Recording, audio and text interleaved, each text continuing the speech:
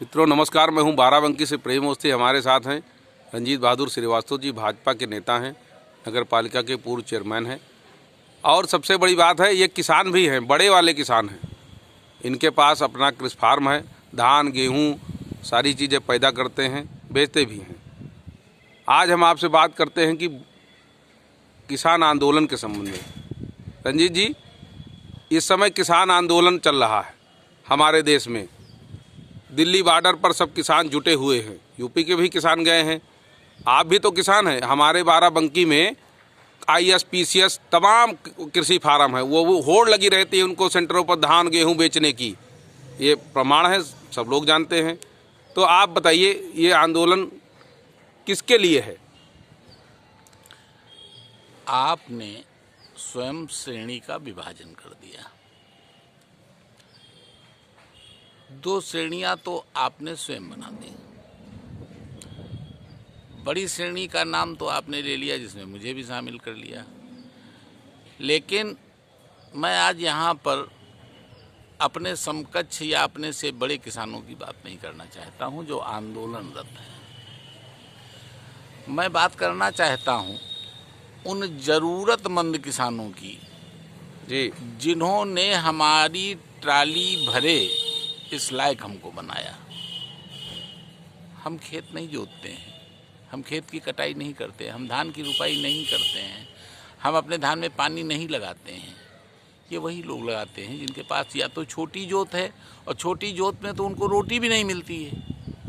यहाँ पर लघु किसान की तो इतनी जोत ही नहीं है कि वो अपने खाने भर का पैदा कर लें, तो बेचेंगे कहाँ से जाकर? सीमांत किसान।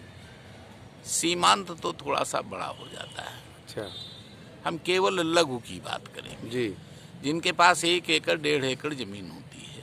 जी। अब चाहे आप व्यवहारिक रूप से ले लीजिए और चाहे आप उनसे पूछ करके पता कर लीजिए, जो 17-18 कुंटल जी अनाज साल भर में पैदा करता है, धान पैदा करता है, और 10-12 कुंटल गेहूं पैदा करता है।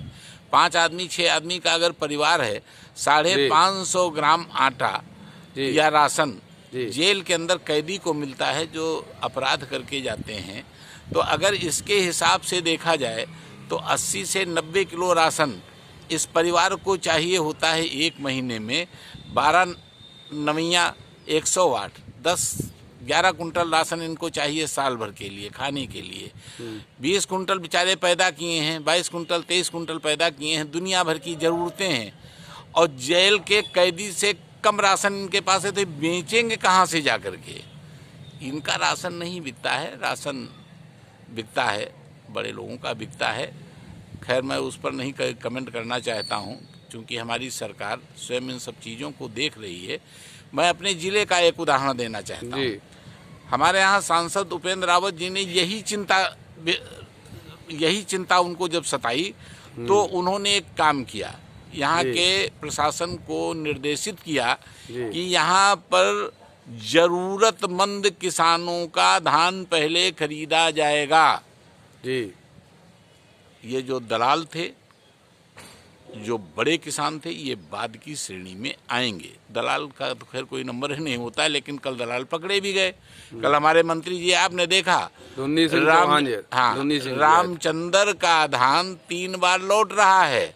हाँ। और जावेद के धान बिका है तो उसको ये नहीं पता, उसका वो बता रहा मेरा मुनीम बताएगा, एक मुंशी बताएगा, और एक सज्जन थे उस्मान जो कह रहे थे कि धान बोए नहीं है, बेच लिया।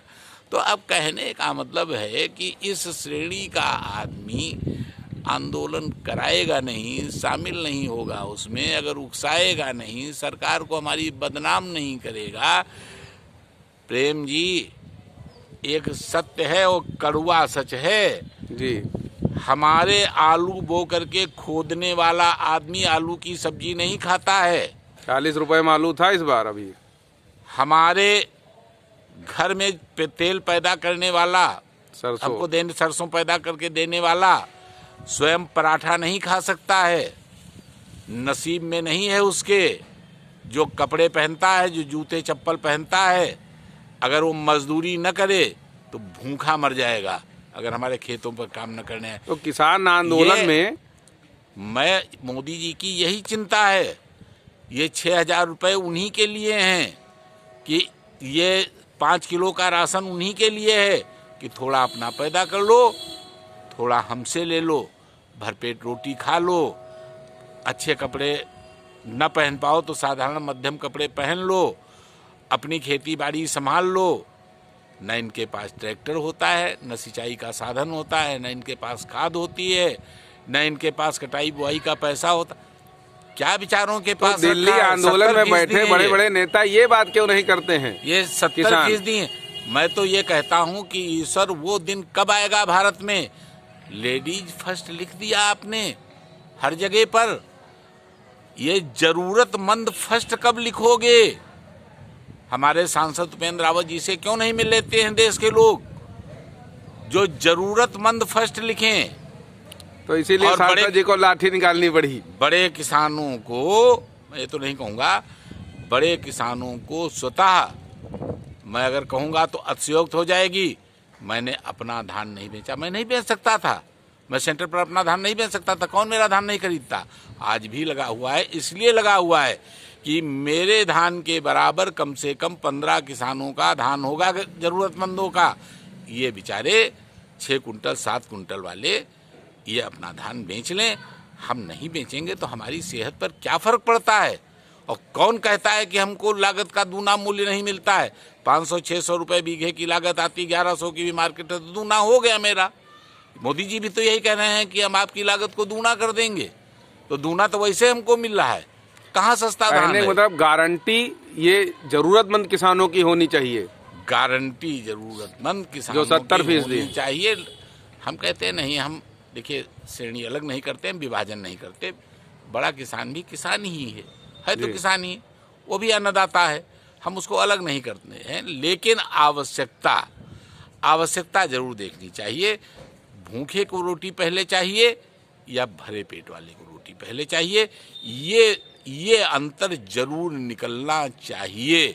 और ये अंतर जब तक नहीं निकलेगा इस देश का उद्धार होने वाला नहीं है।